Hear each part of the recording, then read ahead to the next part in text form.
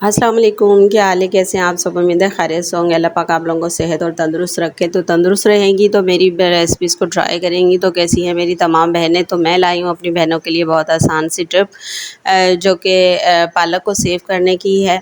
तो आपने क्या करना है, आपने परेशान नहीं होना है, रोज़ रोज़ पालक को कट करने नहीं बैठना है। आपने लेनी है 2-3 गड्डी खूब सारी पालक लेनी है। उसकी आपने डंडियाँ अलग करके, पत्ते जो है साफ़ अलग करके आपने उनको कटिंग कर लेना है। बारीक कटिंग करने के बाद आपने क्या करना है, ये आटे का थैला है, आटा चीनी सोडा आता है इसमें। तो आपने क्या करना है, इसको फेंकना नहीं है, ये बहुत सारे काम आपके आ सकता है। मैंने इसका थैला लिया है, इसको हाफ़ कट कर लिया है। मेरी पालक की क्वांटिटी जितनी थी उसके हिसाब से मैंने इसको कट कर लिया है। मैं इसके अंदर डाल दूँगी ये सारी पालक। अच्छा, ये सारी पालक इसके अंदर डालने का फ़ायदा ये है कि ये है, इसकी जो पसीना या इसके अंदर जो पानी होगा, जो इसकी सीलन होगी उसको ज़ॉफ़ कर लेता है।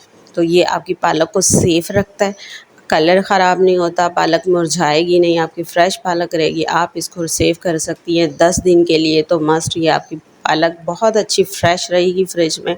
आप इस तरह से पैक करने के बाद फ्रिज में रख दें तो आपकी जो पालक है ये सेफ़ रहेगी। आप बस थोड़ी सी पालक लें, अपने पकोड़े जल्दी जल्दी से जो अपना मसाला तैयार करें, आपको टेंशन नहीं होगी। इसी तरीके से मैं आपको सारी सब्ज़ियाँ सेव करने का लेकर आऊँगी आपके लिए। और इसी के साथ मुझे दीजिएगा इजाज़त। अल्लाह हाफ़िज़। फिर हाज़िर होंगे एक नई वीडियो लेकर इंशाअल्लाह।